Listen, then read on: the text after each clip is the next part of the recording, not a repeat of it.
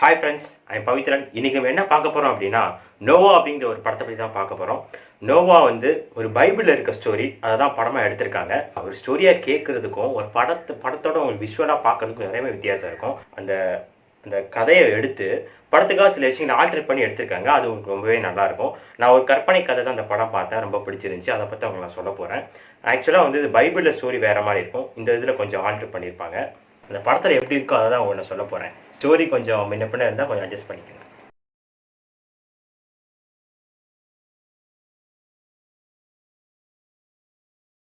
கடவுள் வந்து ஆதாமை படைச்சாரு. ஏதான் தோட்டத்தில் ஒரு விலை மதிக்க முடியாத ஒரு கனி இருக்கும்.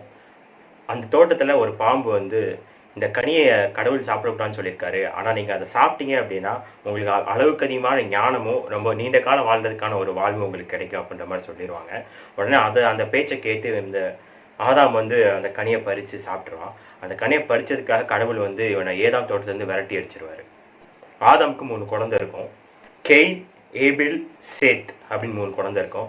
கெயின் வந்து தன்னோட தம்பியை ஏபேலை கொண்டுட்டு ஈஸ்டை நோக்கி போக ஆரம்பிச்சிருவான். அவன் போகிற இடங்கள் எல்லாமே வந்து பாவமாக இருக்கும். பாவம் நிறைஞ்ச பூமியாக இருக்கும்.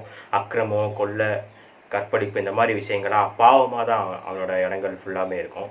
அதே சமயத்தில் கடவுள் வந்து வாட்சர்ஸை படைச்சிருப்பாங்க. வாட்சர்ஸ் யார் அப்படின்னா, பூமியில் வந்து அவங்க இருக்க மாட்டாங்க.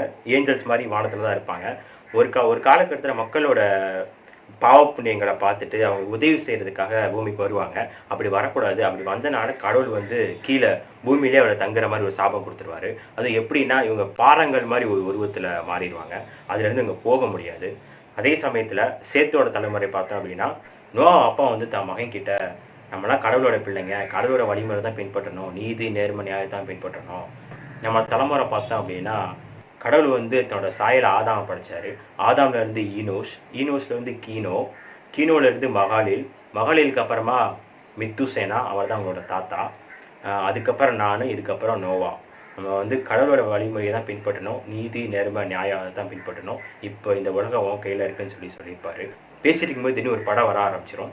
கேனோட தலைமுறை வந்து அந்த பூமிக்கு வர ஆரம்பிச்சிடும். உடனே நோவாவோட அப்பா வந்து இந்த பூமி வந்து தேவனுடையது, நீங்கள் வரக்கூடாதுன்னு சொல்லவும், தேவன் ஒருத்தர் யாருமே கிடையாது, என்னோட பூமிலாம் வறண்டு போச்சு, என்னோட பூமியில் பஞ்சம் தலைவிரிச்சு ஆடுது, அதனால நமக்கு என்ன தேவையோ அதை நம்மளே எடுத்துக்கணும் அப்படின்னு சொல்லி இவன் சேத்தோட தலைமுறை இதுதான் லாஸ்ட்டாக இருக்குன்னு சொல்லி நோவோட அப்பாவை கண்ணு முன்னாடி கொண்டுருவான். பட் ஆனால் அது தெரியாது அவனுக்கு, நோவா அங்கே இருக்கிறது அவனுக்கு தெரியாது.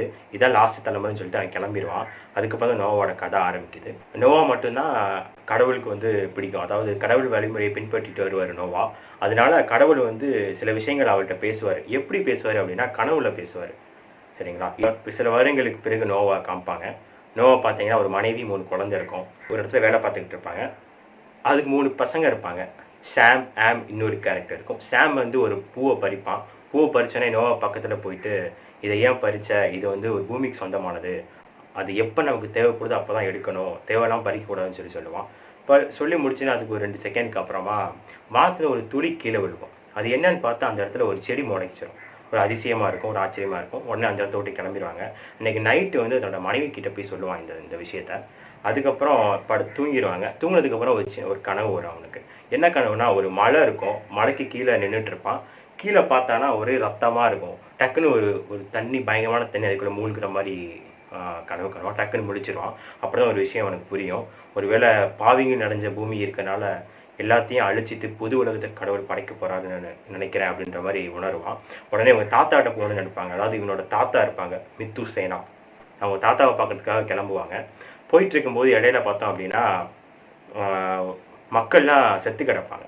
ஏன்னு போய் பார்த்தா யாரோ வேட்டையாடி இருப்பாங்க அந்த மக்களே உணவாக சாப்பிட்ருக்காங்க அந்த இடத்துல. அப்போதான் ஒரு குழந்தையோட சவுண்ட் கேட்கும். பார்த்தோம் அப்படின்னா அது உயிரோடு இருக்கும் அந்த குழந்தை. அந்த இடத்துல போயிட்டு அந்த குழந்தைய எடுத்துட்டு, அந்த குழந்தையோட சின்ன வயிற்றுல அடிபட்டிருக்கும். உடனே அவங்கள காப்பாற்றி கூட்டு போவாங்க. அப்போ வந்து நோவோட மனைவி வந்து நோவாட்ட வந்து, இந்த பொண்ணை காப்பாற்றிடலாம், ஆனால் கர்ப்பப்பையில் அடிபட்டனால இந்த பொண்ணுக்கு குழந்தை பாக்கியம் கிடைக்காதுன்னு சொல்லிடுவாங்க. உடனே அப்போ இருந்தே சாமுக்கும், அந்த பொண்ணு பேர் ஈலாக்கும் சாமுக்கும் ஒரு ஃப்ரெண்ட்ஷிப் கிரியேட் ஆகும். பெரிய ஆனதுக்கப்புறம் அவங்க வந்து லவர்ஸாக மாறிடுவாங்க. அதான் அந்த படத்தினோட கதை. சாரி, இப்போ கதைக்கு வருவோம். நம்ம வந்து இப்போது ட்ராவல் பண்ணி போயிட்டே இருக்காங்க. அந்த குழந்தையை காப்பாற்றி ட்ராவல் பண்ணிட்டு போயிட்டே இருக்காங்க. போயிட்டே இருக்கும்போது பார்த்தோன்னா கேனோட தலைமுறை வந்து இவங்கள கொல்றதுக்கு முயற்சி பண்ணுவாங்க. டக்குன்னு வேகமா ஓடி போய் இன்னொரு இடத்துக்கு போவாங்க. ஒரு பள்ளத்தாக்கு மாரி இருக்கும். எரிஞ்சு போய் கிடக்கும். அந்த இடத்துக்கு போவாங்க. அந்த இடத்துக்கு போனோனே இவங்களும் பின்னாடி தொரத்துவாங்க. தொரத்தி வந்தோனே ஒரு வாட்சர்ஸ் வர ஆரம்பிச்சுருவாங்க. பெரிய பயங்கரமா உருமாற ஆரம்பிச்சுருவாங்க. டக்குன்னு அத பார்த்துட்டு கேனோட பரம்பரை கிளம்பிருவாங்க. உடனே ஈனோவ பார்த்து, "நீ யார்? எதுக்கு இங்க வந்திருக்கன்னு?" சொல்லி கேட்டோனே, "தேவன் என்ன அனுப்பிச்சிருக்காரு. தேவன்லாம் பேச மாட்டாரே, எப்படி உன்ன அனுப்பிச்சிருப்பாருன்னு" சொல்லி செகண்ட் யோசிச்சுட்டு அவன அங்கேயே விட்டுட்டு கிளம்பிருவாங்க. அன்னைக்கு நைட் அங்கேயே தங்கிருவாங்க. நைட்டு பார்த்தோம் அப்படின்னா, ஒரு ஒரு வாட்சஸ் மட்டும் வந்து இவங்களுக்கு உதவி செய்யும். அதாவது இவங்கள கூட்டிட்டு போக ஆரம்பிக்கும் ஒரு இடத்துக்கு. அப்பதான் வந்து சொல்லிட்டே போவாங்க, "நாங்க வந்து இந்த தேவனோட பேச்சு கேட்காம பூமிக்கு வந்தோம் உதவி செய்யறதுக்கு. ஆனா கேனோட பரம்பரை எல்லாமே எங்களை அழிக்க முயற்சி பண்ணாங்க. அப்போ உங்க தாத்தா மித்துசேனா தான் எங்களை காப்பாத்தினாரு. காப்பாற்று ஒரு இடத்துல வச்சிருந்தாரு. நாங்க வந்து தேவன்கிட்ட போகிறது அவங்க தாத்தாட்ட கேட்டோம். ஆனா அவங்க தாத்தா எனக்கு எந்த உதவியும் பண்ணல. அந்த ஒரு கோவத்துல தான் அவங்க அப்படி போயிட்டாங்க. ஆனா தேவன் வந்து மனுஷங்கிட்ட பேச மாட்டாங்க. நீ பேசினேன்னு சொல்ற. உன்னை பார்த்தோன்னே ஆதாமோட சாயல் அப்படியே இருந்துச்சு. அதனால உனக்கு ஹெல்ப் பண்ணணும்னு தோணுச்சுன்னு சொல்லி போயிட்டே இருப்பாங்க. ஒரு இடத்துல கொண்டு போய் விட்டா அந்த இடம் பார்த்தோம் அப்படின்னா கனவுக்கான இடமா இருக்கும். ஒரு பெரிய மலை இருக்கும். அதுக்கு முன்னாடி வந்து நிற்பாங்க. உடனே அந்த இடத்துல ஒரு டென்ட்டை போட்டு அம்மாவையும் ஒரு 2 மகனையும் அங்கே தங்க வச்சுட்டு சேவை மட்டும் இவன் கூட கூட்டிட்டு போவான். காவலுக்கு வந்து வாட்சர்ஸை ஒரு இடத்துல வச்சுட்டு வர வரைக்கும் பார்த்துக்கோன்னு சொல்லிட்டு வாட்சர் சொல்லிட்டு இவன் அந்த மலையை நோக்கி போவான். அந்த மலையை நோக்கி போனோம் அப்படின்னா அந்த மலையை நோக்கி போனோம் அப்படின்னா மேலே ஒரு தாத்தா இருப்பார். அந்த தாத்தா தான் மித்துசேனா, அதாவது நோவாவோட தாத்தா. அங்கே வந்து பார்த்துட்டு, "நான் இந்த மாதிரி ஒரு கனவு கண்டேன். உலகத்தை கடவுள் வந்து அழிக்க போறாரு. அது என்கிட்ட சொன்னாரு" அப்படின்னு சொல்லி. "அப்படியா? கடவுள் வந்து உன்கிட்ட பேசினாராம்?" "ஆமா, என்கிட்டயும் அப்பா சொன்னாரு. நெருப்பாட உலகம் அழிய போகுது." "நெருப்பாட இல்ல, தண்ணியால அழிய போகுதுன்னு" நோவா சொல்லுவான். உடனே ஒரு டீ கொடுப்பான் அந்த தாத்தா. டீயை குடிச்சிட்டு அந்த பார்த்தோம்னா ஒரு சின்ன விதை மாதிரி இருக்கும். அந்த விதையை பார்த்துட்டு அந்த இடத்துல தூங்கிடுவான். தூங்கி அப்போ ஒரு கனவு வரும் அவனுக்கு. எப்படின்னா, தண்ணியில மூழ்கிட்டு இருப்பான். டக்குன்னு மிருகங்கள் விலங்குகள்லாம் பார்த்தா அப்படியே மேலே போயிட்டே இருக்கும். தப்பிச்சு போயிட்டே இருக்கும். இவனும் தப்பிச்சு போக முயற்சி பண்ணுவான். மேலே பார்த்தோம் அப்படின்னா ஒரு கப்பல் இருக்கும். அப்பதான் அவனுக்கு டக்குன்னு முழிச்சிடும். அப்பதான் அவனுக்கு புரியும். அதாவது நெருப்பு வந்து உலகத்தை அழிக்கிறதாகவும், தண்ணி வந்து அதை காப்பாத்துறதாகவும், கெட்டதெல்லாம் உள்ள மூழ்குது, நல்லதெல்லாம் எழும்புற மாதிரி உனக்கு ஒரு கனவு வரும். அதாவது ஒரு கெட்டவங்களாம் அழிச்சிட்டு நல்லவங்களை மட்டும் காப்பாத்துற மாதிரி ஒரு புது உலகத்தை கிரியேட் பண்ற மாதிரி உனக்கு கனவு வரும். அதுக்காக தான் கடவுள் இவனை தேர்ந்தெடுத்திருப்பாரு. அந்த சேவையை செஞ்சு முடிக்கணும் அப்படின்றதுக்காக தான் இவன்கிட்ட கடவுள் பேசான்னு ஒரு எண்ணம் வந்துடும். உடனே அங்கேருந்து அந்த விதையை எடுத்துட்டு கிளம்பிடுவாங்க. போன உடனே அந்த டென்ட்டு பக்கத்தில் அந்த விதையை எடுத்து புதைச்சிருவான். புதைச்சிட்டு அடுத்த நாள் காலையில் பார்த்தா மற்ற வாட்சஸ் எல்லாம் சேர்ந்து வாட்சஸை அடிச்சு இழுத்துட்டு போவாங்க. அப்போ வந்து ஈனோ வந்து எனக்கு உதவி தேவைன்னு சொல்லி கேட்பான். உடனே அவன் தாத்தா பண்ணதுக்கு என்னால் உதவி பண்ண முடியாதுன்னு சொல்லி அந்த வாட்சர் சொல்லுவாங்க. பேசிட்டு இருக்கும்போது திடீர்னு பார்த்தா அந்த விதையில இருந்து பெரிய ஊத்த ஆரம்பிச்சிடும். அதாவது தண்ணியா வர ஆரம்பிச்சு, 4 பக்கம் தண்ணியா வர ஆரம்பிச்சு பயங்கரமா அப்படியே பெருகிட்டே போகும். பயங்கரமான தண்ணி அப்படியே பெருகிட்டே போக ஆரம்பிச்சிடும். உலகம் முழுவதும் அது பரவ ஆரம்பிச்சிடும். என்னன்னா வறண்டு போன இடங்க எல்லாமே பார்த்தோம் அப்படின்னா அது ஒரு செடி, மரம், செடி எல்லாம் பசுமையா காணப்பட்டுரும். பசுமையா வந்துடும். அவங்க இருந்த இடமெல்லாம் பார்த்தீங்கன்னா பயங்கரமா மரம் செடிலாம் வளர ஆரம்பிச்சிடும். அந்த அதிசயத்தை பார்த்து உடனே வாட்சஸ் இவன் கூடயே இருந்துருவாங்க. இவன் கூடயே இருந்து அந்த பேழை ஒன்று கட்ட போறான்னு சொன்னேன் பார்த்தீங்களா, அந்த கப்பல் கட்டுறதுக்கு ரொம்ப உதவியா இருப்பான். அதாவது வாட்சஸ் எல்லாரும் நோவாக்கு உதவியா இருப்பாங்க. அந்த பெரிய ஒரு கப்பல் கட்டுவாங்க. அப்போதான் அந்த கப்பல்ல என்னன்னா அப்பாவி விலங்குகள் எல்லாமே அதுக்குள்ள வரலாம். வந்து சாப்பாடு அதுக்கு தகுந்த மாதிரி இவன் ரெடி பண்ணி வச்சிருப்பான். வந்தாலும் சாப்பாடு கொடுக்குற மாதிரி இவனும் அதில் தங்கிக்கிற மாதிரி பெரிய கப்பல் ரெடி பண்ணி வச்சிருப்பான். அந்த ஒரு இதில் ஈடுபட்டிருப்பாங்க வாட்சர்ஸு, ஃபேமிலியாக அதுக்காக உழைச்சிட்டு இருப்பாங்க. திடீர்னு ஒரு நாள் பார்த்தா ஆம் வந்து ஒரு காட்டுக்குள்ளே போவான். காட்டுக்குள்ளே போனோடனே ஒரு ஒரு படையே வந்துட்டு இருக்கும். என்னன்னு பார்த்தா கேனோட படை. அவன் பேர் ட்ரிபிள் கேன். அந்த அந்த படையோட தலைவர், அந்த படையில இருக்க ஒருத்தன் வந்து ஆமை கொலை பண்ணுவான். உடனே ட்ரிபிள் கேன் வந்து அவனை கொன்னுட்டு, "இந்த பையனை யாரும் பயமுறுத்தக்கூடாது, இங்கே வா" அப்படின்னு சொல்லி கூப்பிட்டு, நான் யாருன்ட்டு கேட்பான் அந்த பையன்கிட்ட. "நீ யாரும் எனக்கு தெரியாது, உன் ராஜாவே உனக்கு தெரியாதா, என்னோட பேர் ட்ரிபிள் கேன்" அப்படிமா. கடவுளோட பெரிய ராஜா யாரு மேலே எங்கள் அப்பா சொல்லியிருக்காரு அப்படின்னு சொன்னோன்னே இவனுக்கு ஒரு ஒரு கோவமும் ஒரு ஆச்சரியமும் இருக்கும். சரி, இந்த பையனை ஃபாலோ பண்ணி போனால் கண்டுபிடிச்சலான்னு சொல்லிட்டு அந்த பையனை ஃபாலோ பண்ணி போவாங்க. ட்ரிபிள் கேனும் நோவாவும் அப்போ தான் மீட் பண்ணுறாங்க. பார்த்த உடனே இவனுக்கு ஒரு ஆச்சரியமாக இருக்கும். நான் உலகத்தை அதிசயம் நடக்கும்போது நான் நம்பலை. ஆனால் இப்போ தான் நான் கண்ணெதிராக பார்த்தோன்னே என்கிட்ட இங்கே வராமல் இருக்க முடியல. என்கிட்ட தப்பிச்சு இங்கே ஓடி வந்திருக்கியா? நீ ஒழிஞ்சிக்கிறதுக்காக அந்த கப்பலை கட்டியிருக்கியா அப்படின்னு சொல்லி கேட்பான். அந்த கப்பல் உங்ககிட்ட இருந்து ஒழிஞ்சிக்கிறதுக்காக கிடையாது, அப்பாவி விலங்குகளை காப்பாற்றுறதுக்காக. கடவுள் வந்து தீ சக்தியை அழிச்சு நல்ல உயிரினத்தை காப்பாற்ற போறாரு, அதுக்காக தான் அந்த கப்பல் அப்படிமா. தேவனா? கடவுளா? தேவன் வந்து கேனுக்கு சாபம் விட்டதுக்கு அப்புறம் யாரு கூடயும் பேசல. நம்ம வேறு சிந்தி உழைச்சாதான் நமக்கு வாழ்க்கை. நம்ம வாழணும்னா யாரை வேணா கொள்ளலாம். உடனே நோவா சொல்லுவான், நமக்கு என்ன வேணுமோ அதை எடுத்துக்கலாம் அப்படின்னு சொல்லி சொன்னோன்னா இவன் டைலாக் வந்து அவன் சொல்லுவான். அப்போதான் ஒரு விஷயம் புரியும். சின்ன வயசுல வந்து நோவா அப்பாவை வந்து கொலை பண்ணியிருப்பாங்க.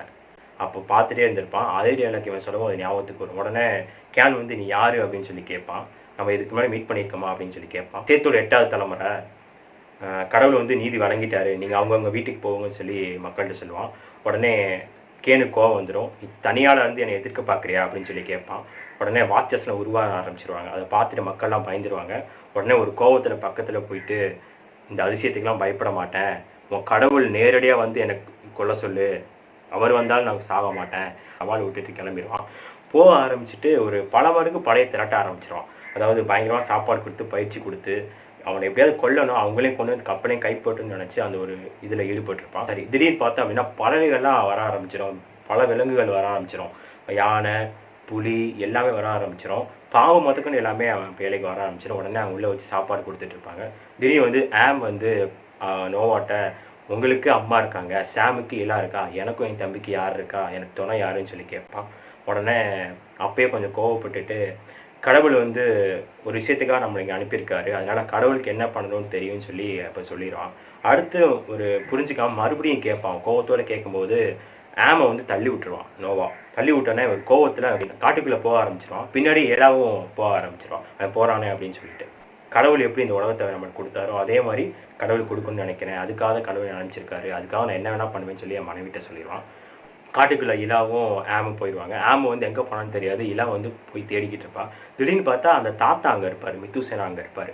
பக்கத்தில் அந்த பொண்ணுக்கு பேச்சு கொடுத்துட்டு, உன்னை நான் ஆசீர்வதிக்கிறேன், நீ என்னோட பொண்ணு தான் சொல்லிட்டு வயிற்றுல கை வைப்பார். உடனே ஒரு அதிசயம் நடக்கும், இல்லை சரியான மாதிரி அவருக்கு ஒரு ஃபீலிங் இருக்கும். அப்போ வந்து காட்டுக்குள்ளே போனவங்க ரொம்ப நாள் கழிச்சு ஆள் வந்திருக்க மாட்டாங்க. உடனே நோவா வந்து சாம் அனுப்பிச்சு அவங்க 2 பேரையும் கூட்டிடுவான்னு அனுப்பிச்சிருப்பான். போனால் அங்கே வந்து ஆம் இருக்க மாட்டான், இலா மட்டும் தான் இருப்பான். அப்போ வந்து 2 பேரும் கொஞ்சம் சந்தோஷமாக பேசுவாங்க. அதுக்கப்புறம் அப்படியே வந்துடுவாங்க. வந்து பார்த்தா அவங்க 2 பேரும் வந்திருப்பாங்க, ஆம் இருக்க மாட்டான். ஆமை தேடி நோவா போவான். அந்த டயத்தில் தான் வந்து ஆம் வந்து ஒரு பொண்ணை மீட் பண்ணுவான். ஒரு பனைக்கேதி அந்த பொண்ணை அடைச்சி வச்சிருப்பாங்க. அவங்ககிட்ட நல்லா பேசி நல்ல விதமாக பேசி அவங்க 2 பேரும் ஒரு கான்டாக்ட் உருவாயிடும். உடனே காப்பாற்றி கூட்டு வரும்போது திடீர்னு பார்த்தா மழை வர ஆரம்பிச்சிடும். மழை வந்துச்சு அப்படின்னா வெள்ளம் வர ஆரம்பிச்சிடும். அதான் ஒரு அறிகுறி. அதை வச்சு தான் இந்த உலகம் என்ன ஆக போகுன்றது தெரியும். உடனே கேன் வந்து அதான் சந்தர்ப்பம்னு சொல்லிட்டு படையை உடனே திரட்ட ஆரம்பிச்சா. உடனே அவங்களை கொண்டுட்டு கப்பலை கைப்பற்ற நோக்கத்தோட கிளம்ப ஆரம்பிச்சிடும். ஆனும் அந்த பொண்ணும் அங்கேருந்து தப்பிக்கிறதுக்கு முயற்சி பண்ணுவாங்க. ஆனும் அந்த பொண்ணு வரும்போது இந்த காலில் பழைய காலத்துல எல்லாம் கால் வச்சோம் அப்படின்னா மாட்டிக்கிறோம். அந்த இடத்துல அந்த பொண்ணு மாட்டிக்கிறோம். உன்னால் வரவே முடியாது, ரொம்ப கஷ்டமாக இருக்கும். திடீர்னு அந்த இடத்துல பார்த்தா நோவா வந்துடும். நோவா வந்துட்டு அந்த பையனை மட்டும் கூட்டிகிட்டு போக முயற்சி பண்ணுவான். அதாவது அந்த பொண்ணு மாட்டிக்கிறோம், பின்னாடி வந்து படம் வந்துக்கிட்டே இருக்கும். ஸோ அதனால் அந்த பையனை மட்டும் கூட்டிகிட்டு போவான். அந்த பொண்ணை அப்படியே அங்கே விட்டு போயிடுவான். அந்த பொண்ணை கொண்டுருவாங்க. அது வந்து ஆமுக்கு சுத்தமாக பிடிக்கவே பிடிக்காது. ஏன்னா ரொம்ப மன வருத்தத்துக்கு ஆளாயிடுவான். அதுலேருந்தே அப்பாவுக்கு அவனுக்கு ஒரு பெரிய விரிசல் விட்டுரும். உடனே காப்பாற்றி கூட்டு வரும்போது தான் மக்கள் ஃபுல்லாக அந்த கப்பல் பக்கத்தில் வந்துடுவாங்க. என்னன்னு பார்த்தோம் அப்படின்னா வாட்சஸ் எல்லாம் ஒரு மாதிரி மக்களை அடிச்சுக்கிட்டு இருப்பாங்க. மழை பயங்கரம் வந்துட்டு இருக்கும். ஒரு வாட்சஸ் வந்து இவங்க ஹெல்ப் பண்ணுறது உள்ளே போகிறது ஹெல்ப் பண்ணிடும். உடனே உள்ளே போயிடுவாங்க. இவன் அந்த கப்பலுக்குள்ளே ஃபேமிலியெலாம் அடைச்சி வச்சுட்டு இவனும் வெளியே நின்றுவான். வாட்சர்ஸ் எல்லாமே மக்களை அழிச்சிக்கிட்டு இருப்பாங்க. அவங்க பெரிய ஒரு போரே உருவாகும். பயங்கரமான சண்டை நடந்துக்கிட்டு இருக்கும்போது வாட்சர்ஸையும் அழிக்க ஆரம்பிச்சிடுவாங்க. மக்கள் தீயை வச்சு வாட்சர்ஸையும் அழிக்க ஆரம்பிப்பாங்க. ஒவ்வொரு வாட்சர்ஸாக இறந்து மேலே போக ஆரம்பிச்சிருவாங்க. லாஸ்ட் வாட்சர்ஸும் போனதுக்கப்புறமா இவன் தனியால் நின்று எல்லாத்தையும் சண்டை போட்டுட்டு இருப்பான். திடீர்னு பார்த்தா பயங்கரமாக வெள்ளம் வர ஆரம்பிச்சிடும். வெள்ளம் வந்து எல்லாத்தையும் அழிச்சிடும். கப்பல் மேலே போயிடும். கப்பல் எப்படி மிதக்க ஆரம்பிச்சிடும். எல்லாம் அழிஞ்சிருவாங்க. கேன் வந்து விலங்குகளை பார்க்கறதுக்கு போன நினச்சி போகும்போது பார்த்தா உள்ள ட்ரிபிள் கேன் இருப்பான். அப்போ தான் ஒரு விஷயம் தெரியும், ட்ரிபிள் கேன் உள்ளே ஏறிட்டான் அப்படின்ற விஷயம் ஆனுக்கு தெரியும். ஆனால் அப்பா மேலே இருக்க கோவத்தில் அது சொல்லியிருக்க மாட்டான். உள்ளே பார்த்து நோவோட ஃபேமிலி இருப்பாங்க, ட்ரிபிள் கேனும் உள்ளே இருப்பான். எல்லா விலங்குகளும் அங்கே இருக்கும்.